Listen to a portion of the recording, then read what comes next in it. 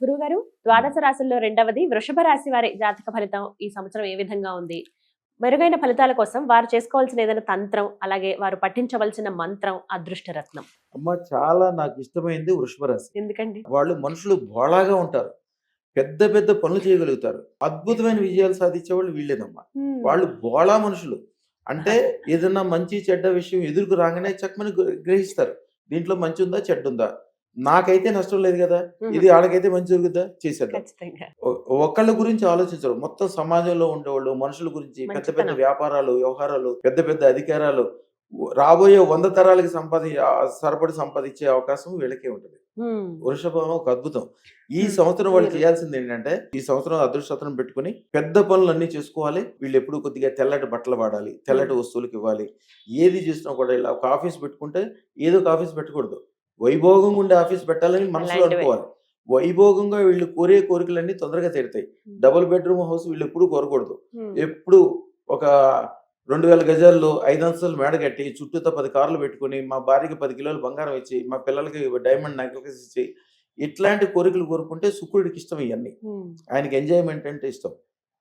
అట్లాగే ఎంజాయ్మెంట్ గా చేసుకునే విధంగా ఉండే విధంగా కోరికలు కోరుకుని అదృష్టం పెట్టుకుని దానికి ఒక మంత్రం తంత్రం ఇస్తాము. గురుగారు, మరి వృషభ రాశి వారు మెరుగైన ఫలితాల కోసం ఈ సంవత్సరం వారు చేయవలసినటువంటి తంత్ర ప్రక్రియ, అలాగే వారు పఠించవలసిన మంత్రం. అమ్మా, వృషభ రాశి వాళ్ళకి ఈ సంవత్సరం అద్భుతంగా ఉండే అవకాశం ఉంది. అలాగే ప్రమాదాలు జరిగే అవకాశం కూడా ఉంది. బోళాగా ఎవరిని నమ్మవద్దు. మీ దగ్గర నుంచి డబ్బులు బయటికి తీసుకెళ్లాలంటే ఈ రూపాయి గనక బయటికి వెళ్తే దాని ద్వారా ఫస్ట్లో 100 రెట్లు రావాలి, తర్వాత 100 లక్షల రెట్లు రావాలి, తర్వాత 1 కోటి రెట్లు అవ్వాలి. అలాంటి అవకాశం ఉన్నదే చెయ్యండి. మీరు చేయాల్సిన ప్రక్రియ ఒక 5 గుప్పిళ్ళది 5 గుప్పిళ్ళు బియ్యం తీసుకోవాలి. దాంట్లో 6వ గుప్పిళ్ళు కొద్దిగా పసుపు కలిపేసి దాని మీద పోయాలి. తర్వాత 6 రూపాయి బిళ్ళలు దాంట్లో పెట్టాలి. పెట్టి దాని మీద దీపం వెలిగించాలి. దీపం వెలిగించి శ్రీం హ్రీం శ్రీం సర్వ వైభోగ ఐశ్వర్యం ప్రయచ్చ స్వాహ. తర్వాత ఈ పూజ అయిపోయిన తర్వాత, ఈ శుక్రవారం పూట చేయాలి. పూజ అయిపోయిన తర్వాత ఈ 6 రూపాయి బిళ్ళలు మీ ధనస్థానంలో పెట్టాలి. జీవితంలో ఎప్పుడూ ఖర్చు పెట్టద్దు.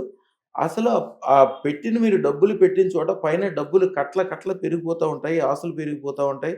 రేపు పొద్దున మీరు వ్యాపార వ్యవహారం ఏదైనా మొదలుపెట్టినా కూడా ఆ ఆఫీస్లో అక్కడ డబ్బులు పెట్టే స్థానంలో, ఆ తిజోరీలో కానీ, ఆఫీస్ రూమ్లో కానీ డబ్బులు పెట్టే చోట ఈ రూపాయి బిళ్ళలో 1 రూపాయి బిళ్ళ ఆవు నేతులు వేసి అక్కడ పెట్టండి. అసలు ఎన్ని డబ్బులు వస్తాయో మీకే తెలియదు. అమ్మా, తంత్ర ప్రక్రియ చక్కగా వివరించారు. ధన్యవాదాలు గురుగారు. అమ్మా.